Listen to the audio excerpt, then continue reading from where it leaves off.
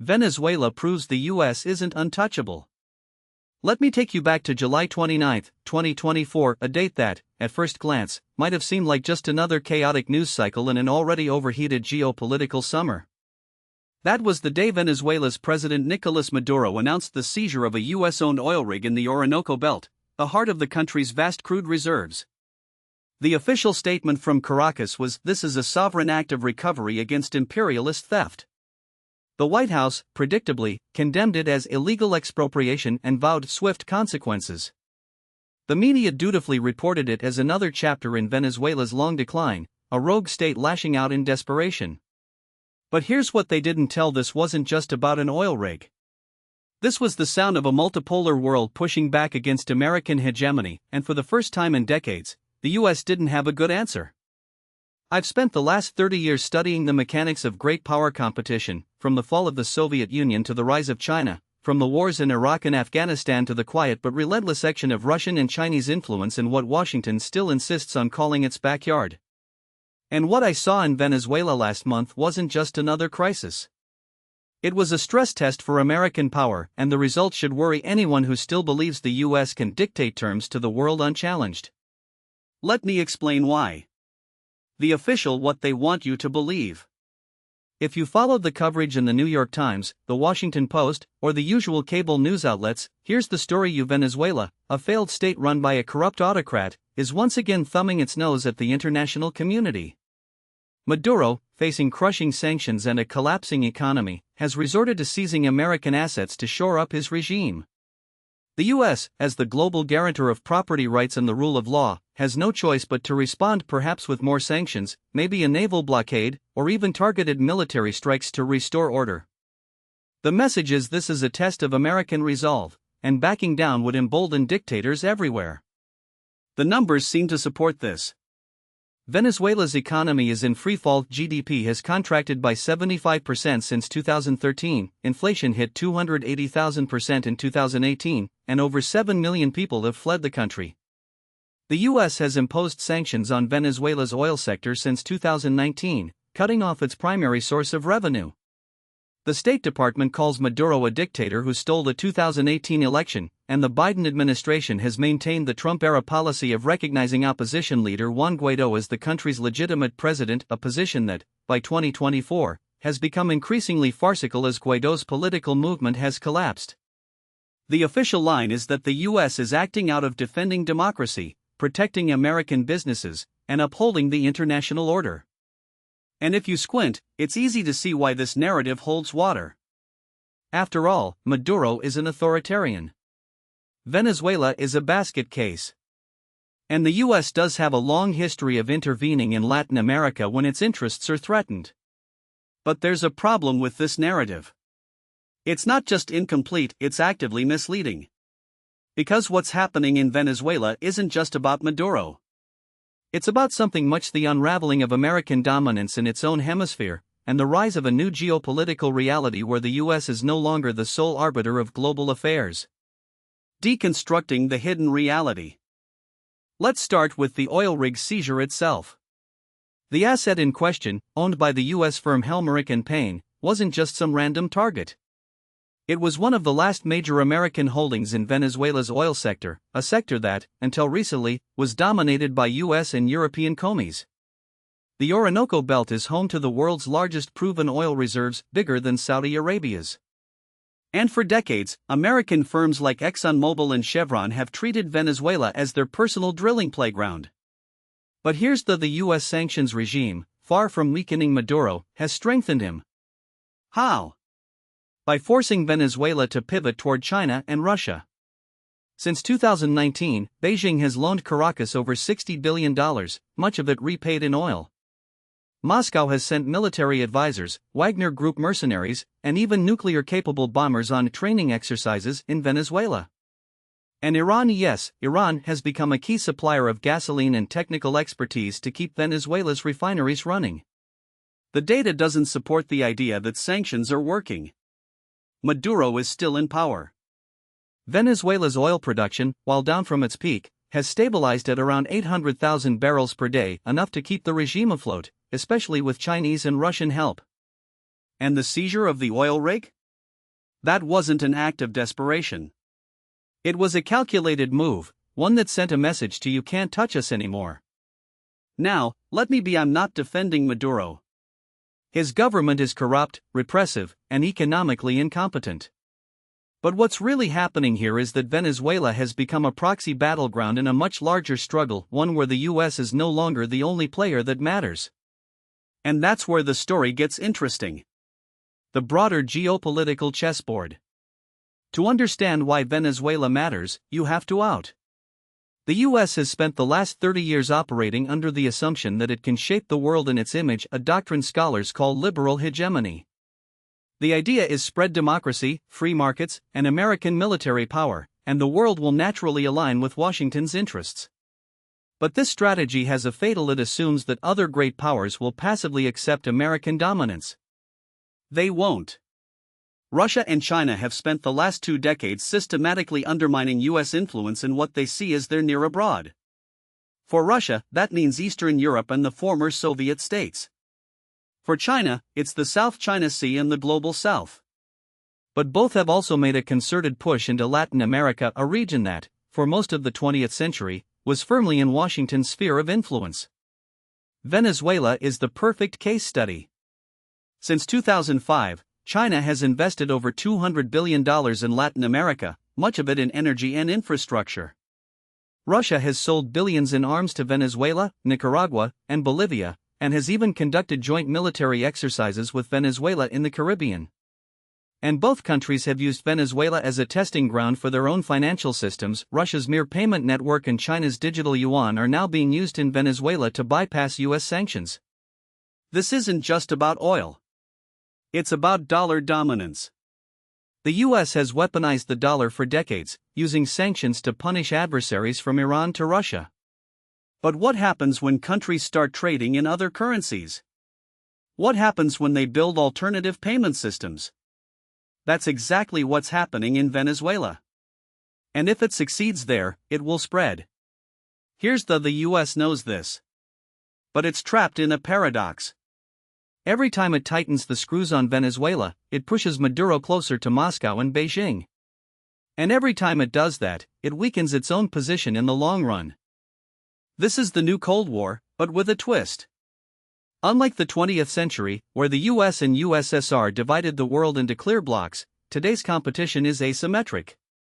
Russia and China don't need to match the US militarily. They just need to make it too costly for Washington to enforce its will. And in Venezuela, they're doing exactly that. Military: why the hawks are wrong. Now, let's talk about the military dimension. Because if you listen to the usual suspects in Washington, think tanks, neoconservative pundits, and some members of Congress, the solution to Venezuela is send in the Marines.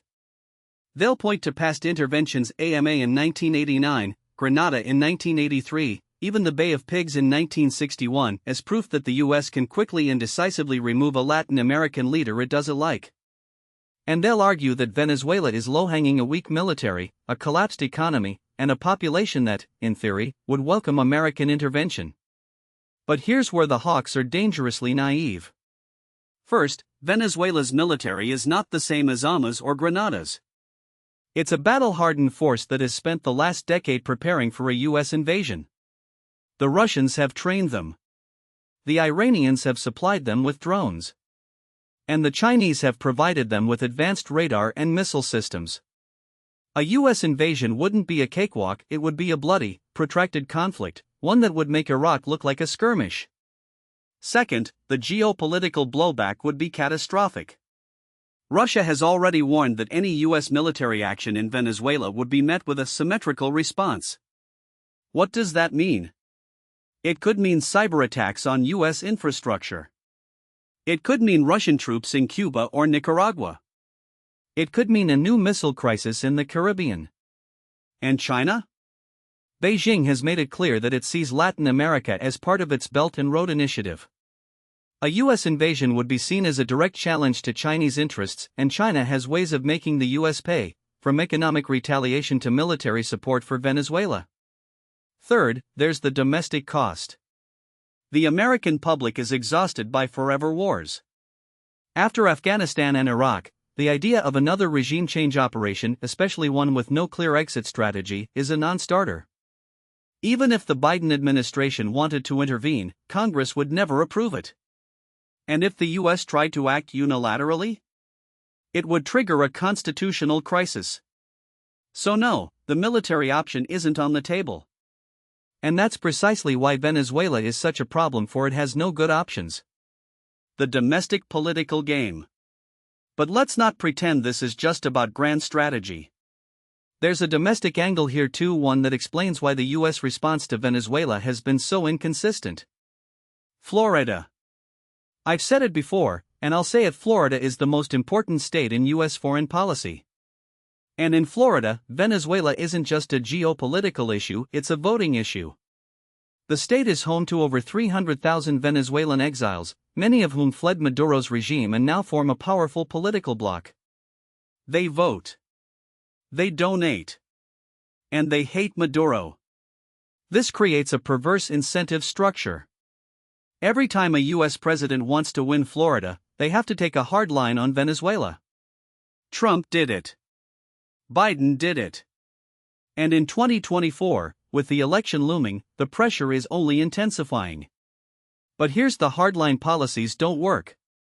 Sanctions haven't toppled Maduro. Threats haven't deterred him. And every time the U.S. doubles down, it plays into Maduro's hands, allowing him to portray himself as a David fighting the American Goliath. This is the trap of performative toughness. Politicians in Washington know that the military option is off the table, but they can't admit it because that would be weak. So instead, they engage in symbolic more sanctions, more rhetoric, more empty threats. And in the process, they make the problem worse. Scenario: what comes next? So where does this leave us? Let's game out the possibilities. Scenario 1, the best case outcome. In this scenario, the U.S. finally admits that its Venezuela policy has failed and pivots to diplomacy. It eases sanctions in exchange for free elections, allowing Maduro to save face while transitioning to a more democratic government. China and Russia, seeing no upside in further escalation, accept the deal. Venezuela's economy stabilizes, and the country slowly reintegrates into the global system. This is the least likely outcome. Why? Because it requires all parties to act against their short-term interests. The U.S. would have to admit failure. Maduro would have to risk losing power. And China and Russia would have to accept a diminished role in Venezuela. None of that is happening anytime soon. Scenario 2, the most likely outcome. This is the frozen conflict scenario. The U.S. maintains sanctions, but doesn't escalate militarily. Venezuela continues to muddle through, propped up by China and Russia. Maduro stays in power, but his regime remains isolated and economically weak. The U.S. and its allies write off Venezuela as a lost cause, focusing instead on containing Chinese and Russian influence elsewhere in Latin America. This is where we're headed. It's not pretty, but it's stable for now. The problem? It's a temporary stability. Because as long as Venezuela remains a failed state, it will be a breeding ground for instability, drug trafficking, migration crises, and even terrorism. And that instability will eventually spill over into the U.S. and its allies. Scenario 3, the worst-case outcome. This is the escalation scenario. Maduro, emboldened by his survival, takes more aggressive steps, seizing more U.S. assets, expelling American diplomats, or even attacking a U.S. ally like Colombia. The U.S., under domestic political pressure, responds with a naval blockade or airstrikes. Russia and China, seeing an opportunity to humiliate the U.S., increased their support for Venezuela. The conflict spirals into a full-blown proxy war, with Latin America becoming the new battleground for great power competition. This is the nightmare scenario. And while it's not the most likely, it's far more plausible than most Americans realize. The grand strategy failure. At its core, the Venezuela crisis is a symptom of a much deeper the failure of American grand strategy. For decades, the U.S. has operated under the assumption that it can maintain global dominance through military power, economic coercion, and ideological hegemony. But that strategy is collapsing under its own weight. The wars in Iraq and Afghanistan prove that military power has limits. The rise of China has shown that economic coercion can be countered. And the backlash against democracy promotion has revealed that ideological hegemony is a fantasy. Venezuela is just the latest example. The US tried to isolate and strangle the regime, but instead, it pushed Venezuela into the arms of its adversaries. It tried to rally the international community, but most of the world, including key US allies, has refused to follow Washington's lead. And it tried to use sanctions as a tool of regime change, but all they've done is impoverish the Venezuelan people while leaving Maduro in power. This isn't just a policy failure. It's a strategic failure. And it's happening because the US is still clinging to a unipolar worldview in a multipolar era. The hard truth is the US is no longer untouchable. And Venezuela is proving it. What should the US do instead? So what's the alternative? If the current approach isn't working, what should the US do? First, stop pretending that sanctions are a silver bullet. They're not. They've failed in Cuba, Iran, North Korea, and now Venezuela. The US needs to accept that economic coercion has limits and that in some cases, it does more harm than good. Second, engage with Venezuela's neighbors. The US has spent years trying to isolate Venezuela, but the rest of Latin America has moved on. Countries like Brazil, Mexico, and Colombia are tired of Washington's heavy-handed approach. They want stability, not regime change. The US should work with them, not against them. Third, offer Maduro a way out. This is the hardest pill to swallow, but it's necessary. The US should offer sanctions relief in exchange for concrete steps toward free elections. It won't be perfect, but it's better than the status quo. Fourth, prepare for a multipolar Latin America. The US can't stop China and Russia from extending their influence in the region. But it can compete by investing in infrastructure, trade, and diplomacy.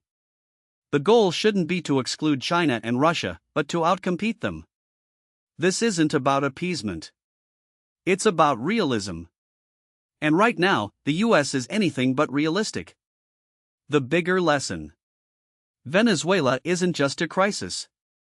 It's a warning. For decades, the US has acted as if it could shape the world in its image. But the world is changing. China is rising. Russia is resurgent. And the global South is no longer willing to accept American dominance. The US can either adapt to this new reality or it can keep pretending that it's still 1991. Venezuela is proving that the latter approach doesn't work. And if Washington doesn't change course, it won't be the last time the US finds itself outmaneuvered on the global stage. The question: will anyone in power listen? Because right now, the answer seems to be no. And that's the most dangerous part of all. Now, what most people don't realize is that Venezuela's defiance isn't just about oil or sanctions, it's about the slow unraveling of American military primacy in its own backyard. For decades, the US has treated Latin America as a de facto sphere of influence, where coups, invasions, and covert operations were the unspoken tools of policy. But Venezuela has exposed something far more dangerous for the limits of hard power when soft power has already collapsed. Let me explain why this matters. In 2019, the Trump administration, backed by a chorus of think tanks and pundits, openly flirted with military intervention. National Security Advisor John Bolton, in a now infamous press conference, held a notepad with the words 5,000 troops to Colombia scribbled on it. The message was if Maduro wouldn't step aside, the US would make him. But here's the uncomfortable truth: Venezuela called Washington's bluff, and the US had no good options left. Why? Because the military calculus has shifted. During the Cold War, the US could overthrow governments in Guatemala, Chile, or Grenada with relative impunity. The Soviet Union was a distant threat, and most Latin American militaries were either US trained or too weak to resist. But today, Venezuela's military is deeply entwined with the regime. The high command isn't just loyal to Maduro, it's financially invested in his survival. The state-owned oil company, PDVSA, has long been a slush fund for generals, and the sanctions that were supposed to starve the regime have instead reinforced their grip. The U.S. Treasury's own reports show that corruption in Venezuela's military-industrial complex has only deepened under sanctions, with generals profiting from gold smuggling, food imports, and even drug trafficking. You can't topple a regime when its enforcers are making millions from its collapse. And then there's the Russia factor. In 2018, Moscow deployed two Tu-160 strategic bombers to Venezuela, a move that sent shockwaves through Washington. The message was if the US tries to invade, Russia won't sit idly by. Now, I'm not suggesting Russia would start World War III over Caracas. Putin is far too pragmatic for that. But the mere presence of Russian military advisors, Wagner Group mercenaries, and advanced air defense systems like the S-300 complicates any US military scenario. The Pentagon's own wargames have reportedly shown that a Venezuela intervention would require at least 150,000 troops, a number that would make Iraq look like a skirmish. And that's before you factor in the domestic backlash. The American public has zero appetite for another forever war, especially in a country that poses no direct threat to US soil. Here's where the geopolitical dominoes start to fall. If the US can't even credibly threaten military action in its own hemisphere, what does that say about its ability to project power elsewhere? The answer is troubling. China has been watching Venezuela closely, and it's no coincidence that Beijing has deepened its military ties with Nicaragua, Cuba, and even Argentina in recent years. In 2022, Argentina's then-President Alberto Fernandez announced plans to purchase Chinese JF-17 fighter jets, a move that would have been unthinkable a decade ago. Meanwhile, Russia has extended its naval presence in the Caribbean, with port calls in Havana and joint exercises with the Venezuelan Navy. The U.S. Navy, which once treated the region as an American lake, now faces a reality where its dominance is no longer guaranteed. But the real lesson isn't just about military hardware, it's about the erosion of deterrence. For decades, the U.S. relied on the implicit threat of force to shape outcomes in Latin America. If a government stepped out of line, Washington could always fall back on the Marines. But Venezuela has shown that this playbook is obsolete. Maduro knows the U.S. won't invade, and he's acting accordingly. The same logic applies to Nicaragua's Daniel Ortega, who has cracked down on dissent with impunity, or to Cuba, which has weathered 6 decades of U.S. sanctions without budging. The message to other would-be autocrats is if you can survive the first wave of U.S. pressure, you can probably outlast the rest. This brings me to the most dangerous part of all, the normalization of American impotence. When the U.S. draws red lines and then fails to enforce them, it emboldens adversaries far beyond Latin America. Look at Iran, which has repeatedly tested U.S. resolve in the Persian Gulf, or North Korea, which has accelerated its nuclear program despite decades of sanctions. The pattern is the Washington issues threats, the target calls its bluff, and the U.S. retreats. Each time this happens, American credibility takes another hit. And in geopolitics, credibility is everything. So what does this mean for the future? For one, it means the U.S. needs to rethink its approach to military coercion. The era of easy interventions is over. The Pentagon can't keep pretending that a few airstrikes or a naval blockade will solve complex political problems. If the U.S. wants to maintain influence in Latin America, it will have to do so through diplomacy, economic engagement, and yes, even compromise. That's a bitter pill for hawks in Washington to swallow, but it's the reality. It also means that the U.S. needs to accept that its unipolar moment is over. The world is becoming multipolar, and Latin America is no exception. China is now the top trading partner for most of the region, and Russia is making inroads with military and energy deals. The U.S. can't stop this shift, but it can adapt to it. That means competing on terms that actually matter to Latin American governments' infrastructure, trade, and investment, not just lecturing them about democracy while imposing sanctions that hurt their people. Finally, it means that the U.S. needs to stop treating Latin America as a subordinate region. For too long, Washington has seen the hemisphere through the lens of Monroe Doctrine era. We know what's best for you, and if you disagree, we'll make you comply. But Latin America has changed. Countries like Brazil, Mexico, and Colombia are asserting their own interests, and they're not afraid to push back against U.S. demands.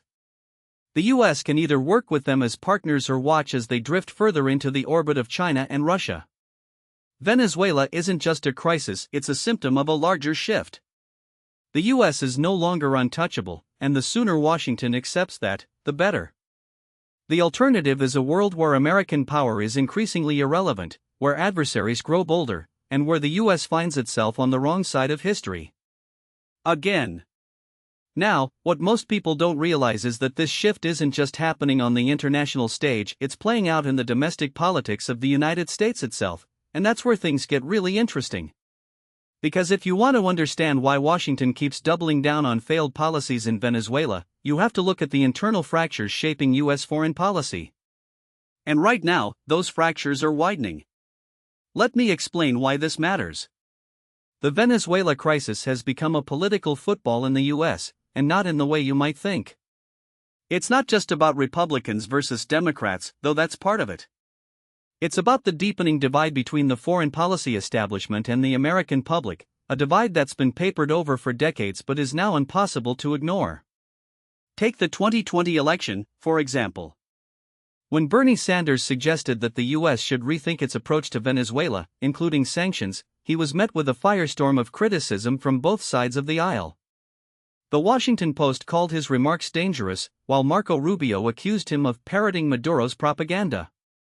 Meanwhile, polling at the time showed that nearly 60% of Americans, including a majority of Democrats, supported lifting sanctions if it meant alleviating humanitarian suffering. That disconnect? That's the sound of the establishment losing its grip. Here's the uncomfortable: the US foreign policy blob, the think tanks, the State Department lifers, the career diplomats who've spent their entire lives in the echo chamber of Beltway consensus, still operates on the assumption that America's word is law. They can't fathom that a country like Venezuela, or Iran, or even Russia, might actually outmaneuver them. And when reality contradicts their worldview, their instinct isn't to adapt, it's to double down. That's why you see figures like Elliott Abrams, the same man who oversaw the Iran-Contra scandal and later the disastrous Iraq War, still being trotted out as an expert on Venezuela.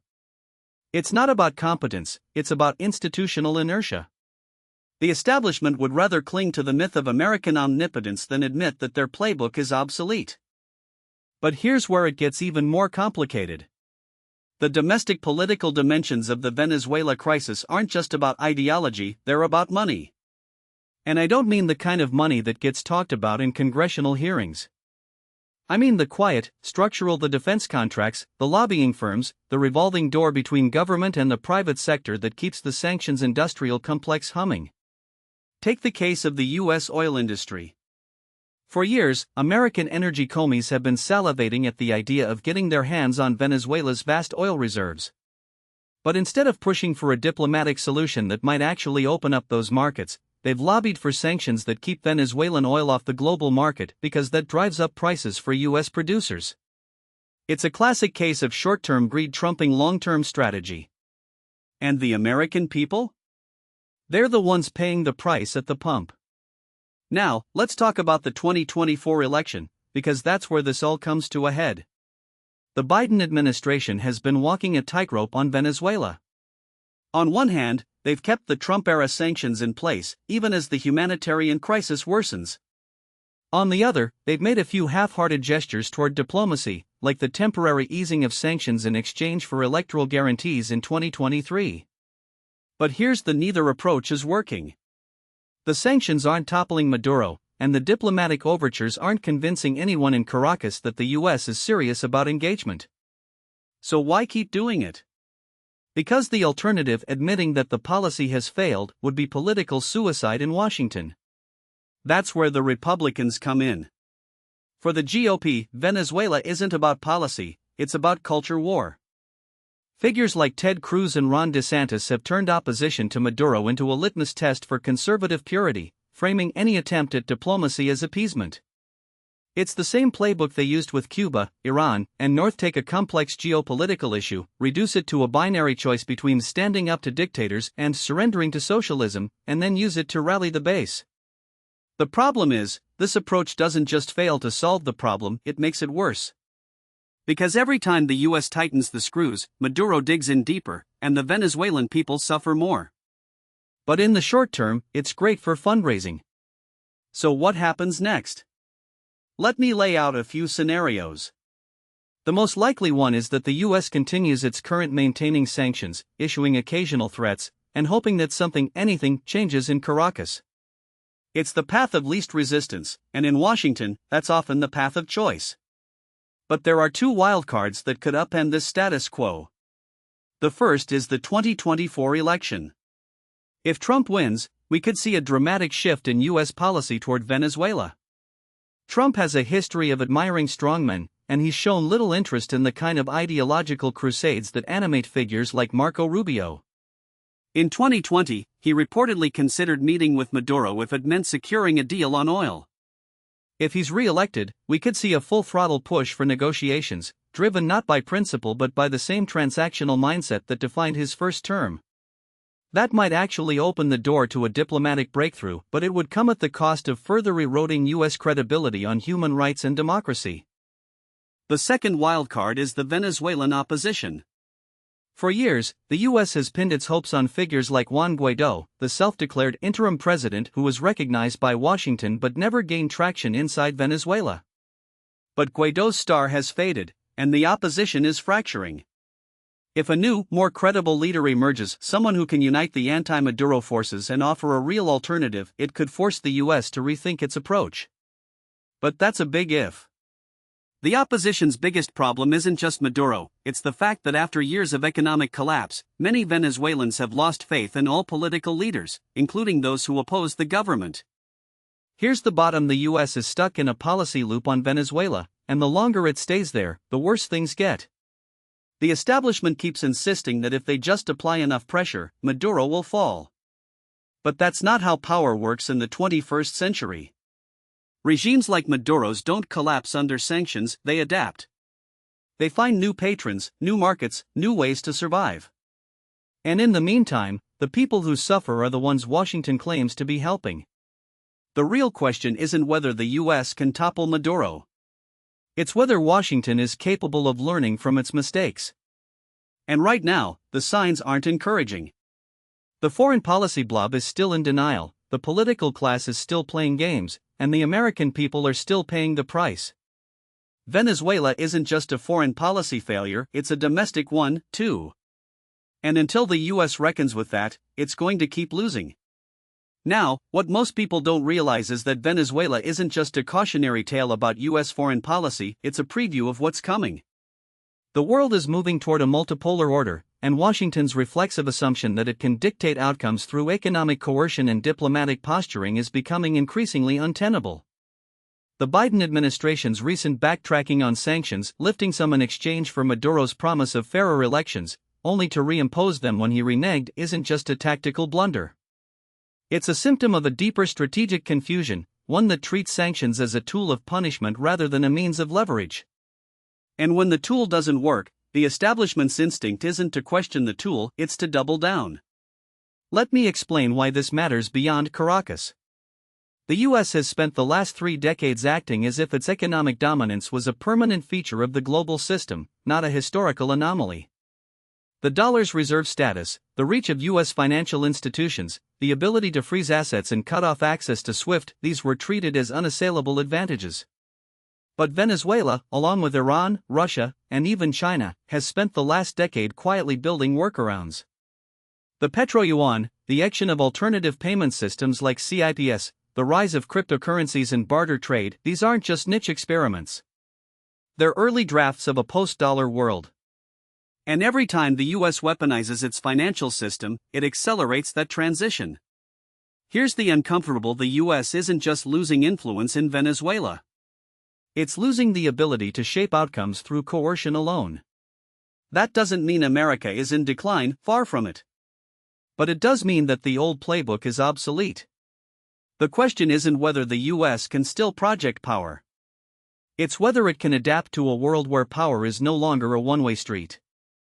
So what are the alternatives? The first, and most obvious, is to stop treating sanctions as a moral crusade and start treating them as a surgical tool.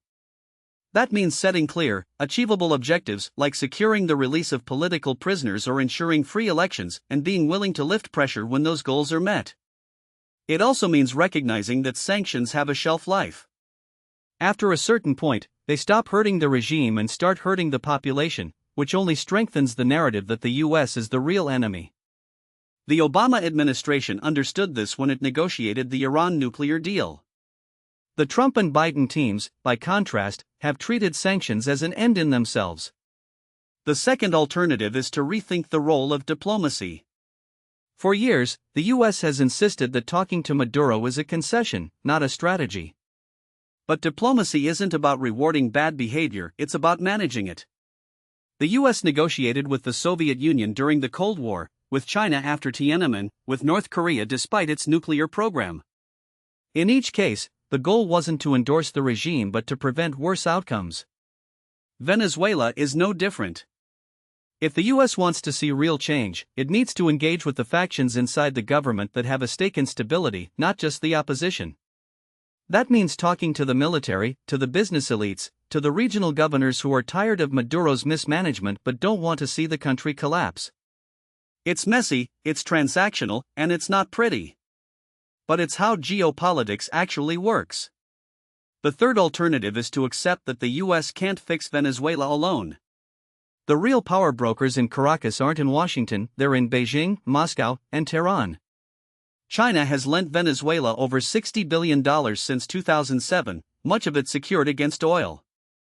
Russia has provided military support and financial lifelines, including a $3.15 billion debt restructuring in 2017. Iran has sent fuel, technicians, and even drones. If the U.S. wants to counter these influences, it needs to offer something better, not just threats.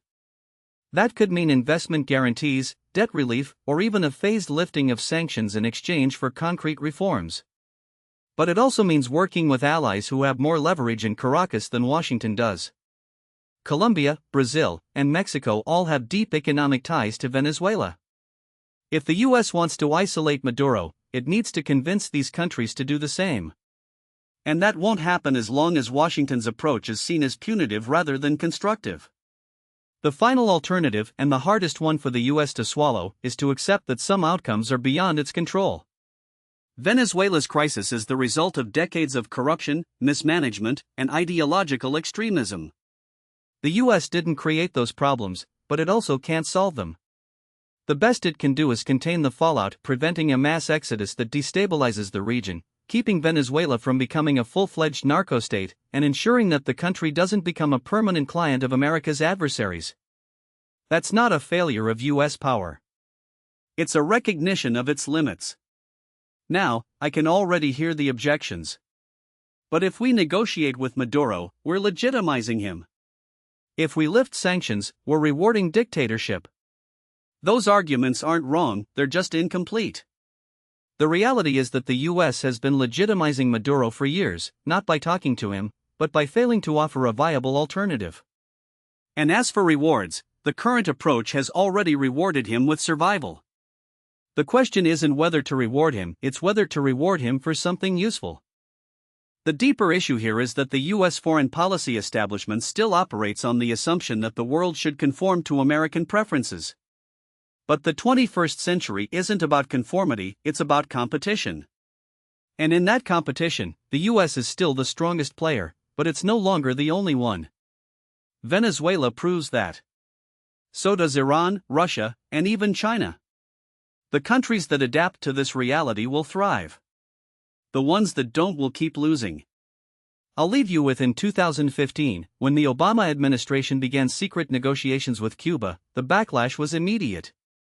Critics accused the White House of betraying American values, of rewarding a dictatorship, of undermining the cause of freedom.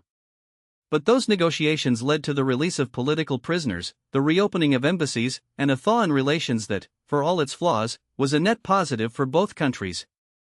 The Trump administration reversed course, reimposing sanctions and tightening restrictions. And what did that achieve? Cuba is still a dictatorship. The Cuban people are still suffering. And the U.S. is still stuck in the same policy loop it's been in for 60 years. Venezuela is the same story, just with higher stakes. The U.S. can keep pretending that pressure alone will work, or it can start playing the long game. But if it chooses the former, it should get used to losing. Because in the New World Order, the countries that win aren't the ones that refuse to adapt, they're the ones that learn. And right now, the U.S. isn't learning fast enough.